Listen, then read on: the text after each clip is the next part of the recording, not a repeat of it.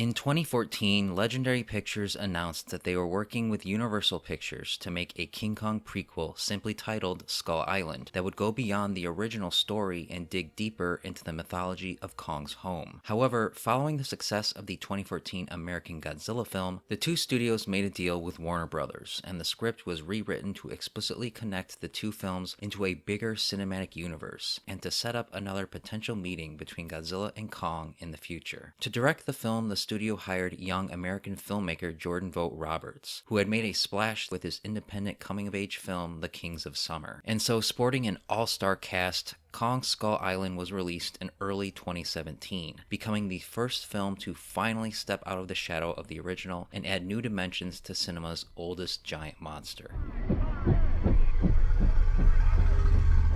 The year is 1973, and just as the Vietnam War is drawing to a close, satellite imagery has revealed a legendary island shrouded in fog called Skull Island. Seeing a last opportunity to prove his theories correct, head of the U.S. branch of Monarch, Bill Randa, assembles a military-led expedition to the island, where they discover a massive bipedal ape named Kong, who attacks, leaving them stranded and forced to fend for themselves against the island's many other nasty beasts. Luckily for them, they encounter Hank Marlow, a U.S. soldier who has befriended the natives and has been living on the island since World War II. With only 3 days to reach a rendezvous point and escape, the group must trek across the island, all while evading the man-eating skull crawlers, all with the hope that the island's protector Kong will fight them off and protect them.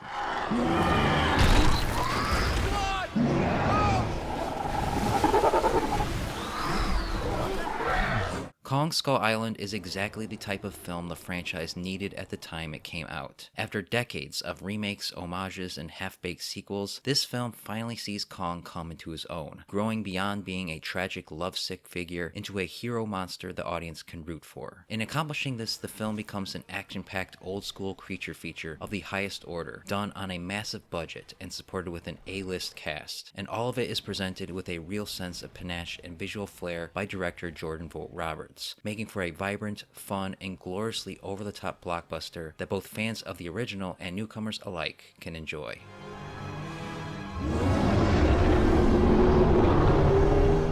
Indeed, Kong Skull Island's greatest accomplishment is how it modernizes a classic character while still maintaining the feel of a classic monster movie. Unlike previous Kong films, this film wastes little time getting to the island, which does make the first act feel rushed and underdeveloped. But the film knows what you're here to see, and once the characters make it to the island, all hell breaks loose. And from that point forward, it is one fast-paced romp from one excellent set piece to the next. The film benefits from having a cheeky self-awareness that lends it a dark, humoristic edge. It's surprisingly brutal and relishes in seeing the cast get gobbled up one by one.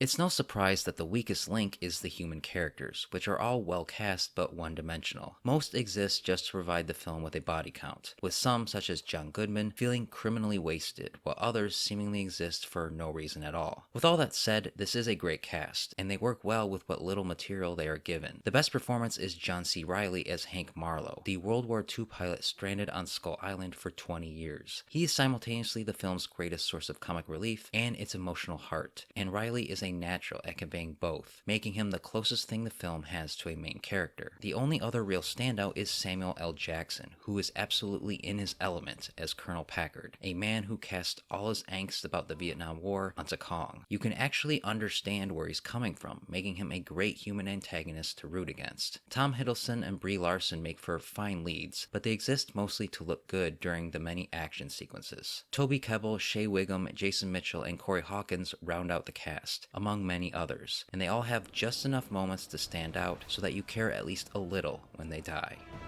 Oh dear. Of course, the real main star is Kong, and here he is done better than ever before. The film sticks close to the original design while beefing up and updating him to fit into the film's modern aesthetic, making for a perfect blend of old and new. The execution is also incredibly good, using a combination of CGI animation and motion capture to bring to life a younger, more immature Kong. But a good hero needs a good villain, and the Skullcrawlers fit the bill quite well. The fights between the two are brutal, well choreographed, and presented in glorious daylight, allowing you to fully take in every gorgeously realized second.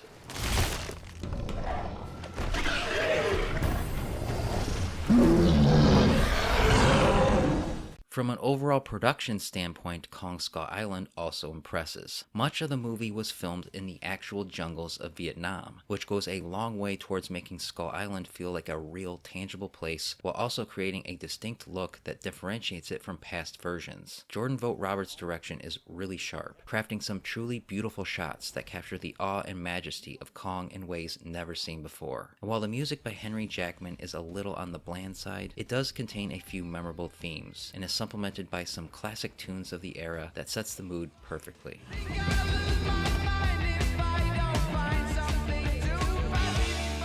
Kong Skull Island excels at exactly what it set out to be, a classic monster romp that finally breaks Kong free from the shackles of the original while still paying homage to it. Sure, the characters are fairly stagnant, as they often are with these movies, but they all stand out and are performed by a great cast. But the film knows you're watching for the monsters, and it delivers. It is chock full of tons of cool creatures that monster lovers are sure to go crazy over. The film is just fun from beginning to end.